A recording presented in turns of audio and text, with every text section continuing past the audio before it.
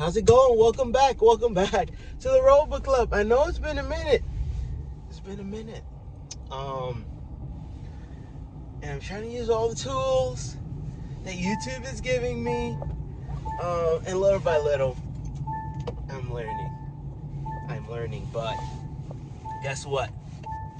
I hope you guys are reading. Why? Because the point of this club is to read, develop, whether I am posting a video or not.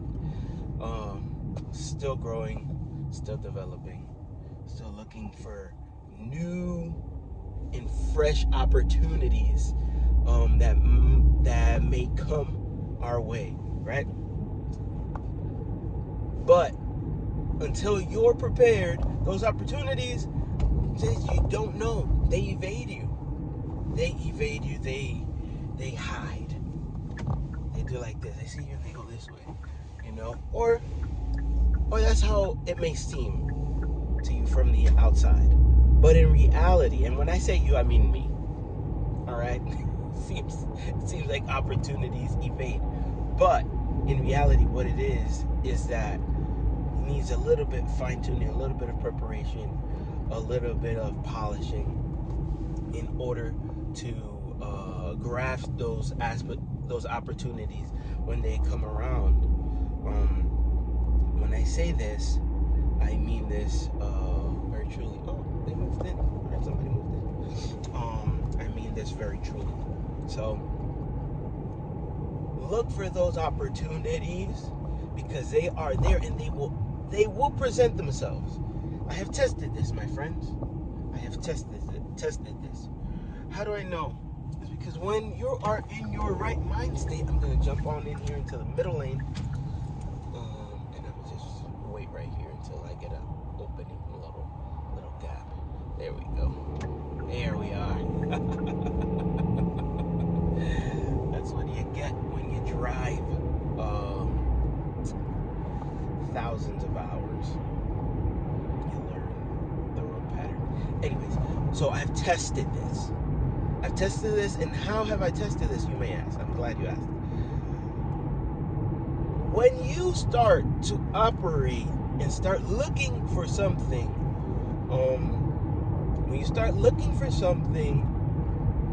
and start processing, I want to speak clearly. I don't want to just speak very general. When you start, let's say I start thinking about, marketing. I'll use my example.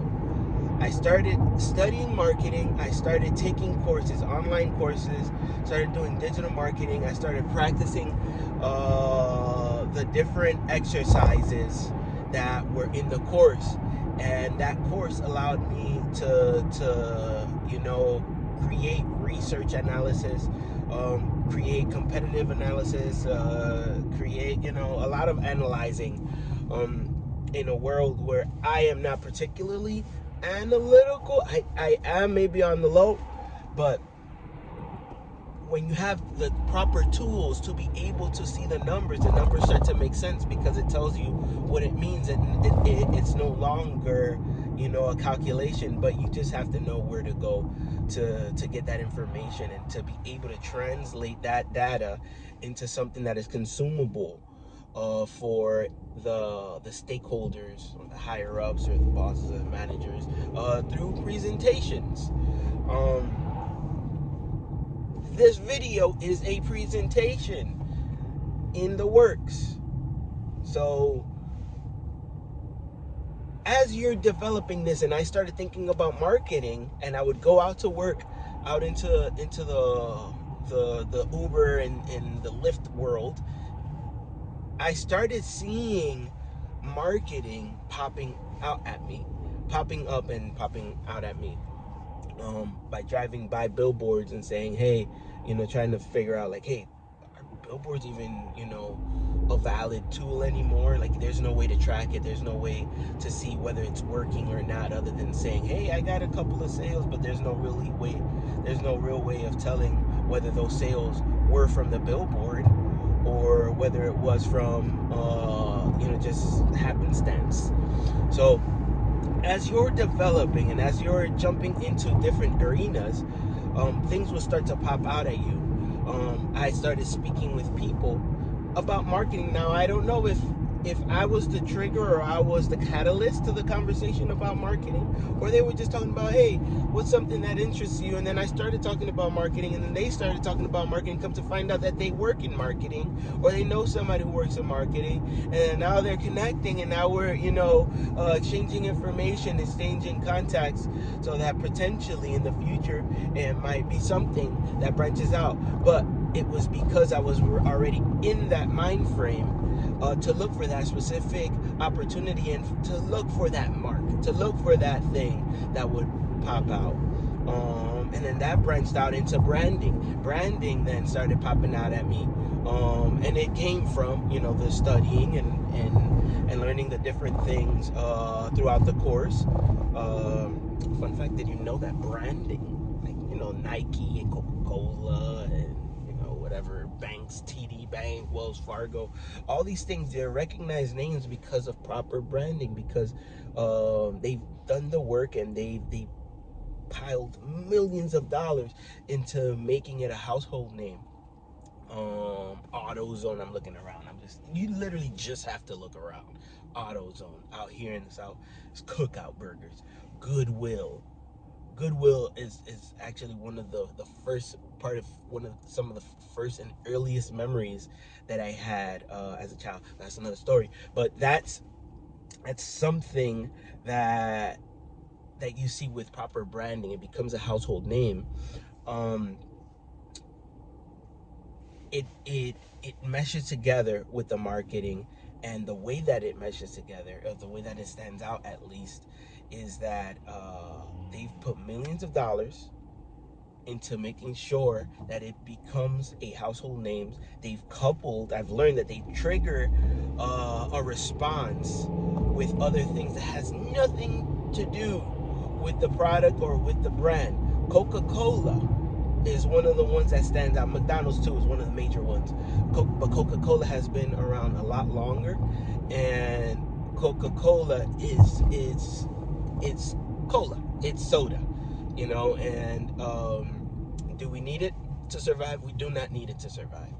I'm sorry to say that out loud, Coca-Cola. But we don't need it to survive. But they have been smart enough to branch out into other products, which they own, and they're not gonna be hurting for no reason. And actually doing Uber and rideshare, I've driven people who work at Coca-Cola, and they tell me about a lot of the good work that they do on the back end that people have no idea is going on, right?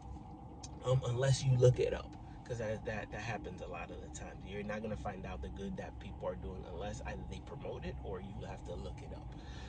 With different charities, there's actually a place sorry, I'm going on a little tangent, but there's actually a place that you can go to in Coca-Cola that if you're running an event, you can submit to say, hey, we want you guys to be a sponsor and we need some merch and stuff like that, and they will give you the merch and the information.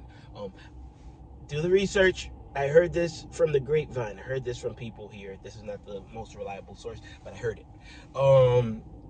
Now, again, to the branding. So Coca-Cola has spent so much money, millions and millions of dollars in marketing and in branding, and in getting that right message at the right time, and trying things and troubleshooting things and failing and testing and focus groups. And yes, you can say, hey, at least Coca-Cola has the means to be able to do this, but truth is that now with technology you can leverage the data and to be able to make these calculated decisions as well, even from the humble beginnings, right? If you do it correctly and you know what you're looking for. But what I wanted to say was, with the branding, Coca-Cola has, and a lot of big brands do this, where they couple their name to something that has nothing to do with it in order to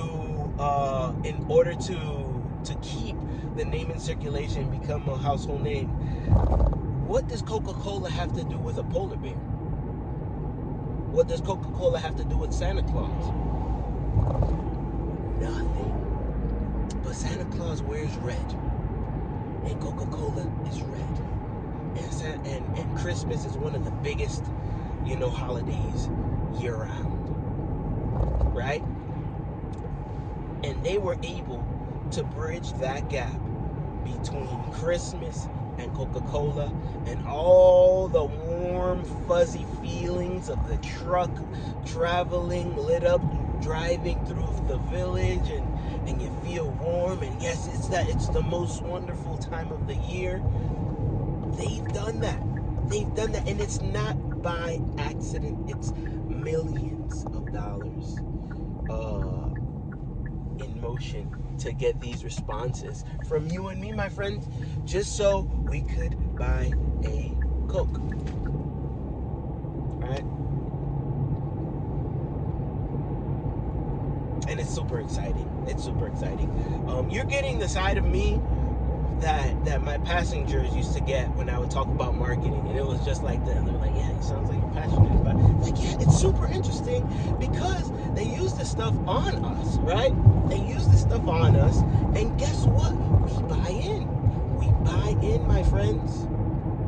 I love a Coke. I had a Coke yesterday. It kept me up. I love the idea that Bill Gates and his pals and Steve Jobs and his pals, they used to code through the night, just drinking Coca-Cola and Skittles. Another fun fact that I learned from Steve Jobs, the innovation secrets of Steve Jobs, is that the initial Apple logo, one of the initial Apple logos, it was different colors, like a rainbow color. You know why? It's not because it's a rainbow color. It's because it's a tip of the cap to their humble beginnings when they used to work through the night and drinking all different kinds of Kool-Aid, variety packs of Kool-Aid. Look it up. Don't take my word for it. It's super interesting. Marketing is super interesting. And you know how I learned all this stuff? By reading, friends. By reading. There's a book that I read, which I learned from a passenger. It's called Contagious, which is how to make things catch on, how to make things contagious. I haven't figured it out. I'm still trying. And that's the point of this channel, to have this conversation where we're in the ground level. And whether this works or not, I'm still learning. I am learning from this experience. Because another thing that I'm learning, you'll find, I probably repeated 1,000 times, is what you work on will work on you. And when you're creative and you start working on something enough, you start tinkering enough, you might find something out. You're knocking on the door, and you might find a way to make it work. One of the lovely conversations I had over the weekend with my wife, I'll share it here and I'll probably share it again another time, was that she broke this down to me and fact-checked it in front of me. Was that the 5 or 3-star Michelin or 5-star Michelin restaurants, right? The best of the best restaurants. We were talking about what's the big deal with this carnivore diet. It's going crazy on TikTok, people just eating steak.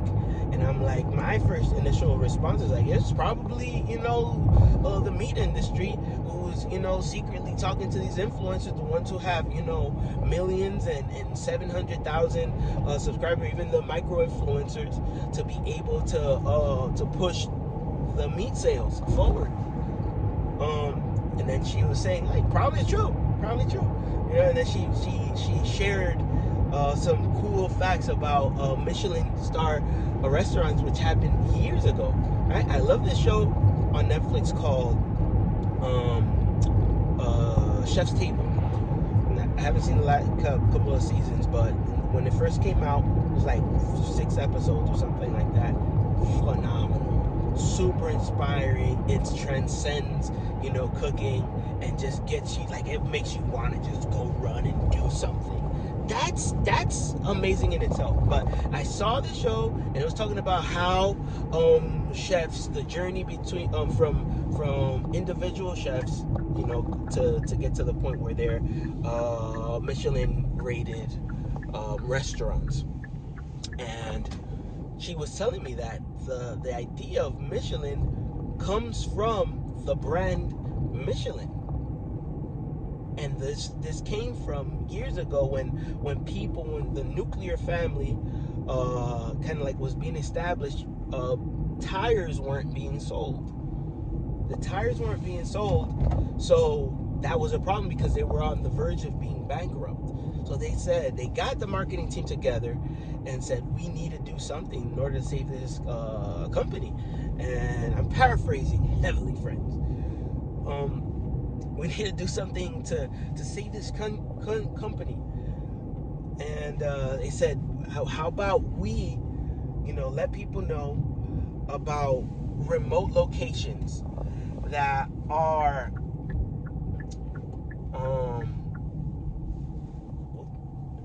how about we let people know about remote locations that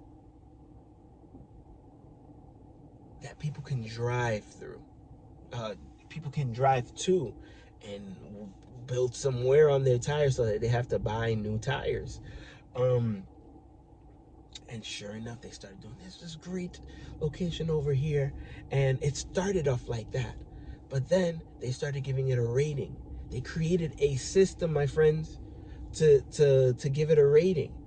And the thing started getting buzzed. People started traveling to these remote locations to get this experience, right? And once they started doing the rating, 5-tier, experience, 5 main courses, all of this stuff. I don't know what all that world is, but it's super interesting.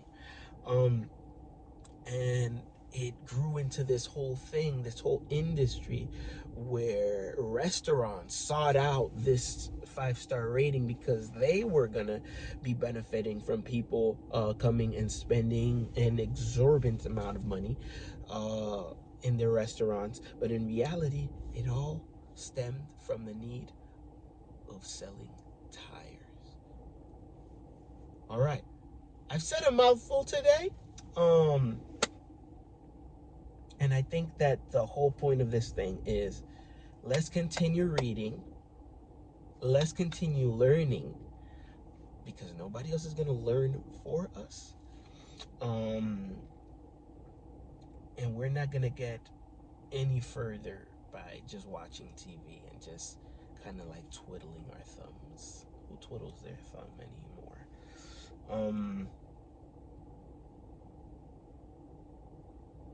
What am I reading? I just finished Key Person of Influence. I need to do a video about that. That reminds me. It's really good. And now at the end, it's talking about case studies. So that's what I'm also doing. I have to finish up the case studies. I'm done with the book. It just Daniel Priestley shares case studies of different people who have been successful at becoming key persons of influence in their fields. So that being said, I hope that you guys keep on learning. Follow on the YouTube, subscribe on the YouTube. I'm going to break this down into shorts as well. Hopefully it's bite-sized and it makes sense. And also I want to share, I'm on TikTok. We got some merch, guys. So if you're following along, hop in the TikTok store and see what you like. Please help support this whole podcast thing. If you made it to 18 minutes, I have a sneaking suspicion that you want to hear more and you want to allow me to continue this thing. So those the merch makes it promotes growth and learning, and it promotes this podcast so other people know. So you'd be helping me that way too. It's a good conversation piece. And what else do we have? I don't know. I'm working on a book, guys. I share this on the TikTok. I go live on TikTok. I was working overnights, and I was going live on TikTok at around 2 a.m. Where the people from LA are awake. I don't know what time it is, but it's super early over there. But I do that, and I should do that during the daytime as well on TikTok. But that's happening. I'm writing a book. I didn't want to talk about it too much, but that's in the works. I'm I'm writing a book because I want to share some stories behind the road and the road book club. But more on that a little bit later. Thank you so much for watching. If you made it to 20 minutes, let me know. Write 20 in the chat. That's the only way that I'm gonna know. I'm not gonna let anybody else know that I put this on here. If you write 20 in the chat, I swear to you, I'll send you $10 through Apple Pay. Because not for the meaning of the $10. I don't think you care about $10. I think you care about growth. But if you write 20 in the chat, as a matter of fact, if you write 20 in the chat, I'll send you $20. Just don't tell anybody. All right. Bye. I'll talk to you later, guys. That's the secret Easter egg hunt. Bye.